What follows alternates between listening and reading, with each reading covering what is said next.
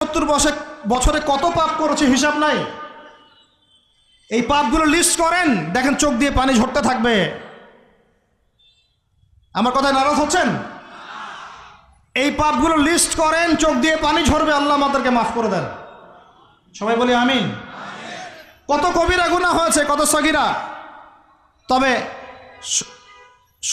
সন্তুষ্টির কথা এটাই, যদি এটা উপলব্ধি হয় যে না ভুল হয়ে গেছে, আপনি ওযু করে আসেন, 2 রাকাত নামাজ পড়েন, আল্লাহর কাছে ইস্তেগফার করেন, বলেন আস্তাগফিরুল্লাহ আল্লাযী লা ইলাহা ইল্লা হুয়াল হাইয়ুল কাইয়্যুম ওয়া আতুবু ইলাইহি। আল্লাহ পাক এক মুহূর্তে আপনার সব পাপ তো মাফ করে দিবেনই, সব গুনাহকে নেকি দিয়ে পরিবর্তন করে দিবেন ইনশাআল্লাহ।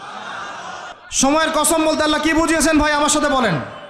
সময়ের গুরুত্ব, সময়ের, আরো আসতে বলেন, সময়ের, ওয়াল আসরি মানে সময়ের কসম, মানে সময়ের গুরুত্ব। আমাদেরকে সময়কে গুরুত্ব প্রদান করতে হবে।